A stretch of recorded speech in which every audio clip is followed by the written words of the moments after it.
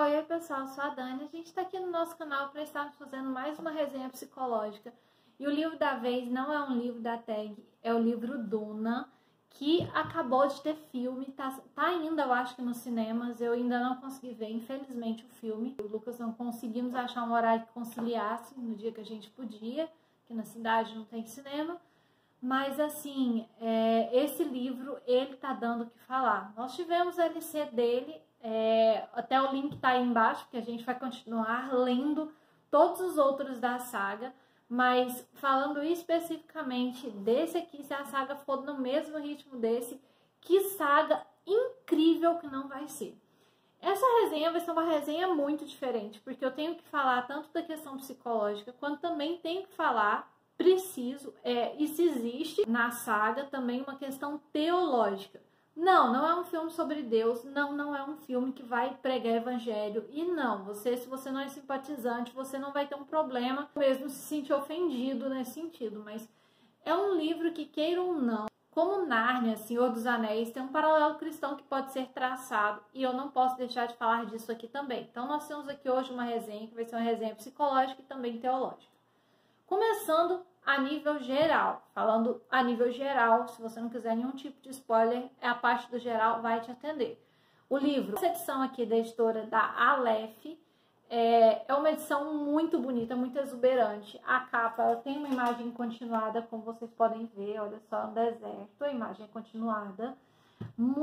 Realmente um acabamento impecável, capa dura. As folhas são uma folha bem grossa, muito gostosa, cetinada de ler. A letra tem um tamanho que eu acho que é ok, embora as folhas elas aproveitem bastante para ter um bom aproveitamento, porque é um livro bem grosso. Aqui ele é dividido em 3 partes, tanto que por isso que tem esses post-its aqui, que são por causa da nossa LC. Então nós vamos ter aqui o livro primeiro, aí você vai até a página... Por volta da página 264, o livro segundo. Depois você vai até a página 465, o livro terceiro, o Profeta. E aí depois aqui, ao final ainda, para você poder entender, porque é um mundo ficcional muito complexo, nós vamos ter um índice de apêndices, né, que aqui vai falar sobre que são temas paralelos. E ainda tem depois aqui um dicionário de terminologia, que vai explicar cada um dos termos e vai mostrando como que é e descrevendo. Enfim, esse livro é um livro que se passa num mundo fantástico. Nós temos a criação de um universo aqui completamente diferente. E esse universo se passa depois que a Terra ela passou por uma devastação. E os seres humanos criaram computadores humanos, e então começaram a ter que fazer 2 tipos de divisões na sociedade. Houveram 2 escolas grandes para poder descrever e separar os computadores humanos dos humanos reais. E aí essas escolas foram as Bene Gesserit, que são, na verdade, mulheres com treinamento para elas terem autocontrole completo emocional em todos os sentidos. Elas controlam a respiração, elas conseguem controlar reações de medo, reações de paixão, enfim. E nós temos também o treinamento dos mentates, que são pessoas que têm treinamento para elas se tornarem pessoas completamente racionais, mas são seres humanos. Seres humanos que pensam como os computadores, né? E eles caçam esses computadores humanos até a devastação. E nisso foi criado um novo sistema comercial, que é a Shoan, e todas as grandes famílias, todos os magnatas são ligados a Shoan. E das famílias nobres, uma das famílias que estão a serviço da Shoan é a família Atreides. Essa família tem um grande monopólio e eles vão ser mandados por um golpe militar, eles são mandados para um planeta chamado Duna.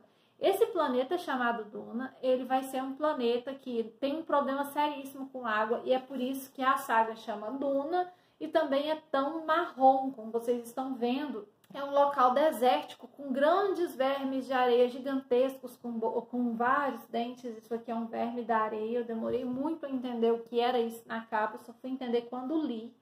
E esse verme da areia aqui, ele vai ele é o único que pode ter alguma relação com a falta de água do planeta e também uma relação com a possibilidade de produção de água.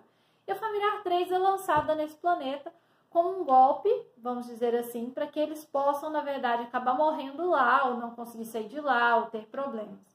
E aí a saga vai acontecer em torno dessa família Atreides.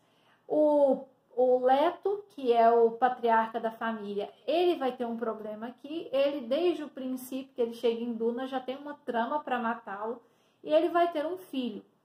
E esse filho, ele acaba que se torna um esperado profeta, um esperado ser que as Bene Gesserit estavam controlando geneticamente para nascer há muito tempo.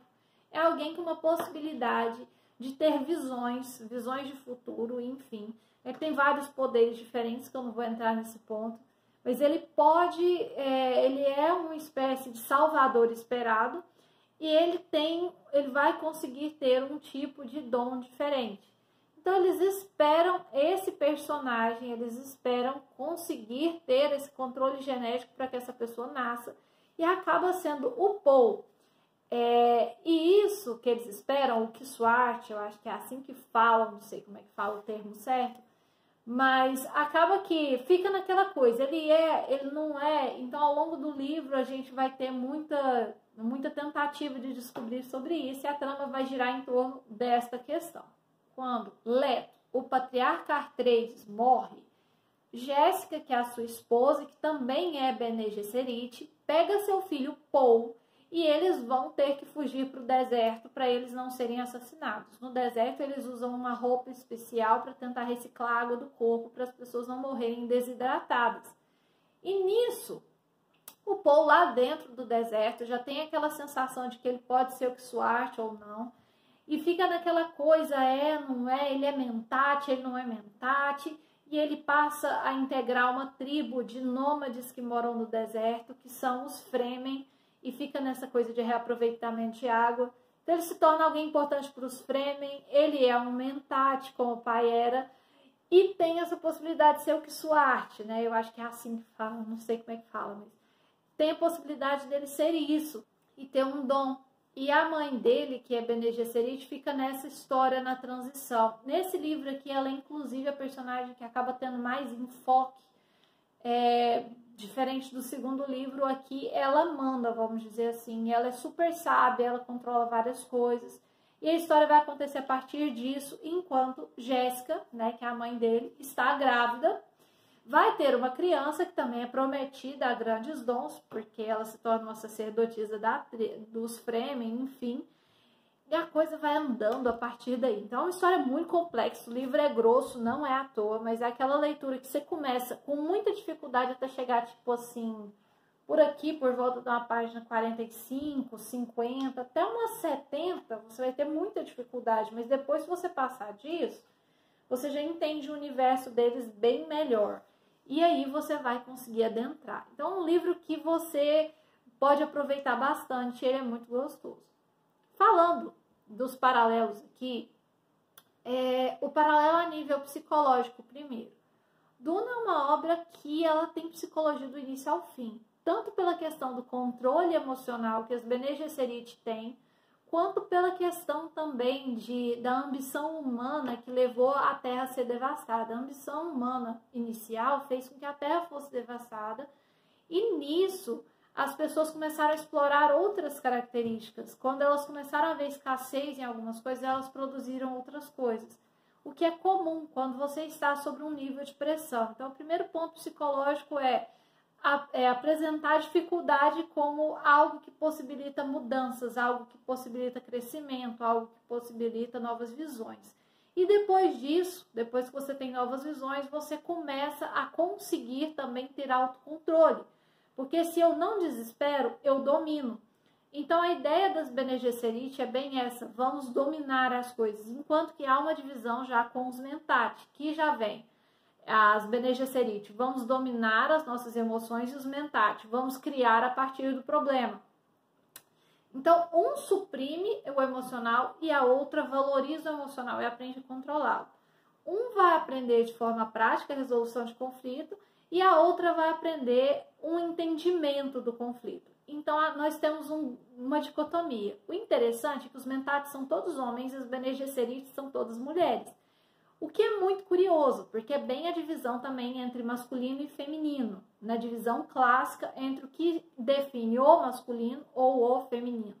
Não estou falando de sexo, mas falando de divisão entre o que caracteriza um grupo e o que caracteriza outro. Homens, naturalmente falando de forma emocional, tendem a ser realmente mais práticos. Todas as resoluções masculinas são baseadas no prático, enquanto que em todas as decisões femininas nós vamos ter o componente emocional orientando tudo. Então, por exemplo, situação básica que todo mundo vê, uma criança cai e machuca o joelho.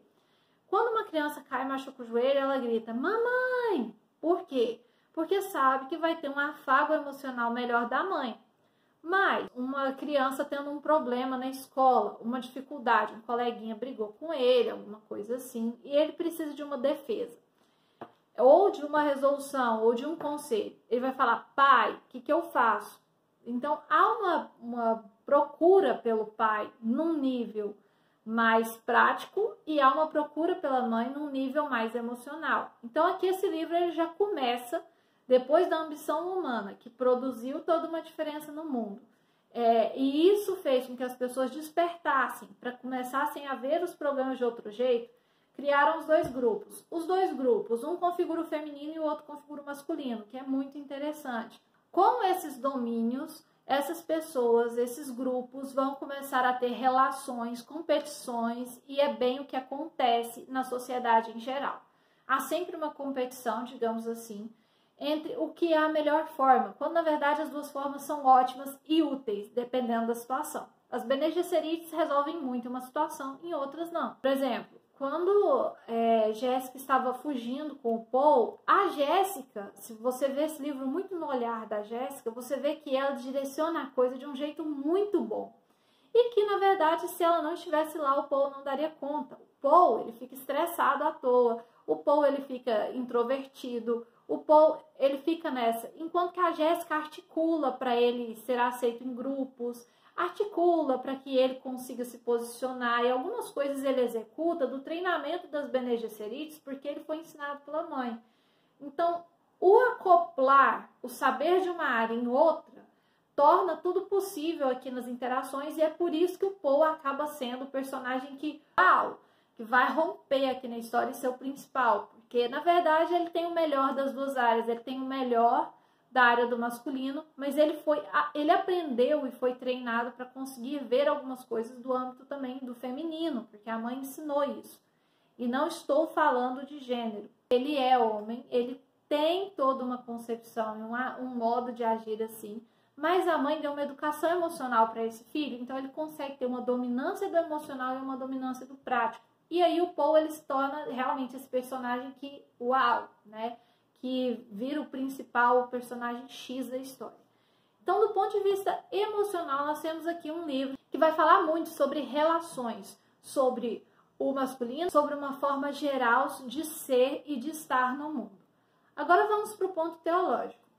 E aí eu peço que quem não quiser e não concordar e não for respeitar a fé de outra pessoa, eu vou pedir que se retire do vídeo. Você foi bem-vindo até aqui, vai ser bem-vindo no canal em todos os sentidos. Só não vou aceitar desrespeitos. Não aceito aqui que ninguém venha a denegrir a crença ou o jeito do outro. Você tem essa escolha de sair, ok? Se você tem a escolha de ficar e ficar curioso, pode colocar todos os seus questionamentos aí embaixo, mas desrespeito eu não vou aceitar, ok?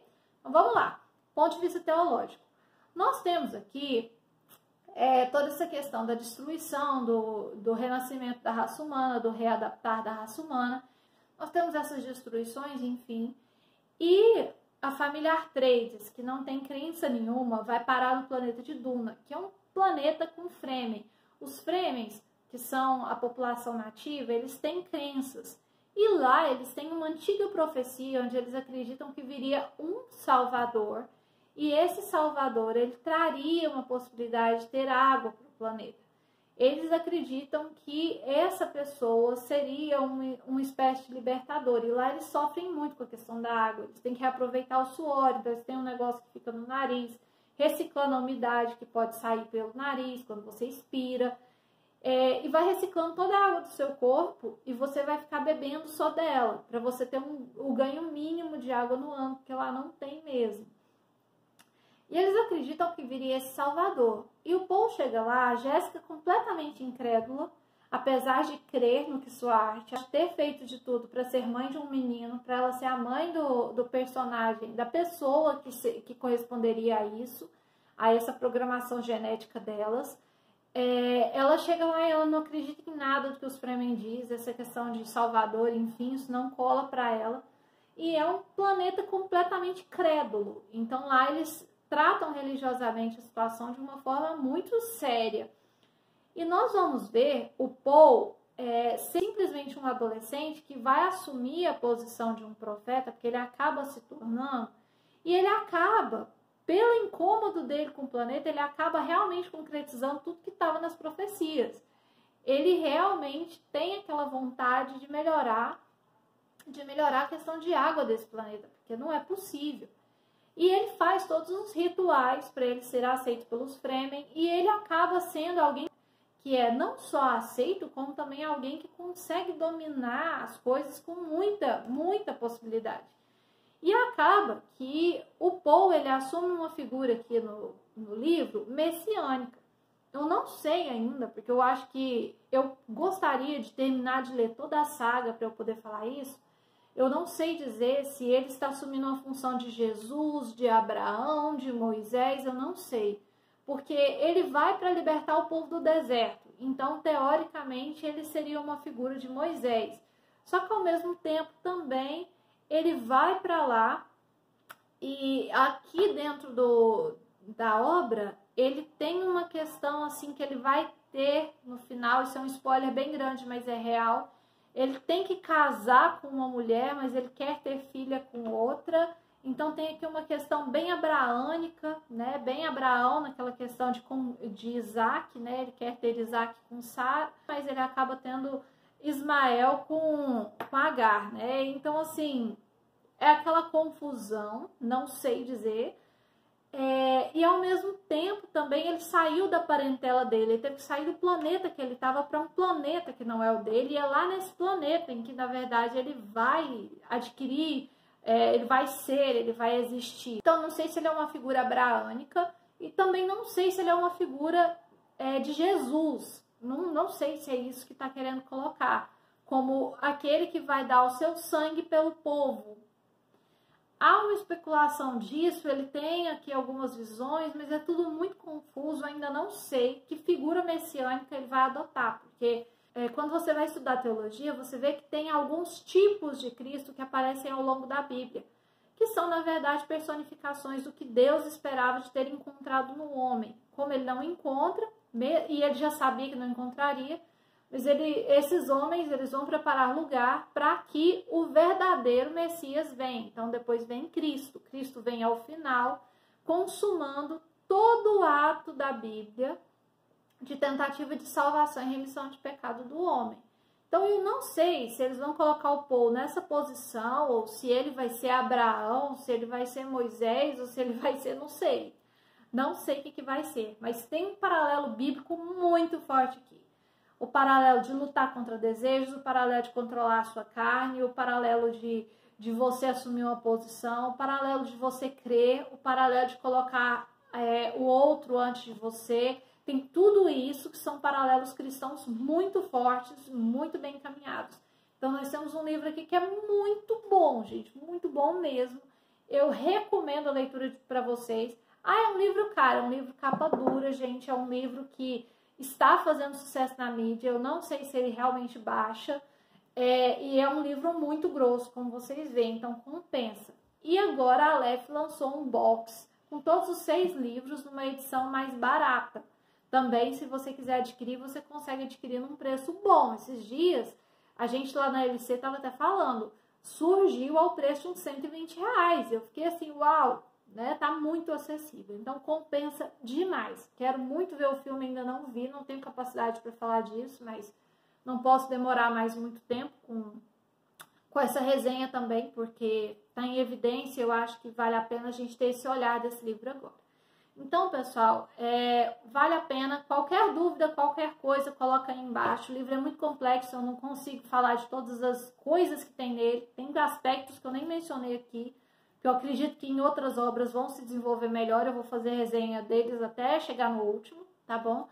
E vão acompanhando aqui. Espero que você tenha gostado. Não se esquece de se inscrever aqui no canal, de dar seu joinha e ativa o sininho, tá bom? Mas é isso, pessoal. Tchau, tchau e até uma próxima!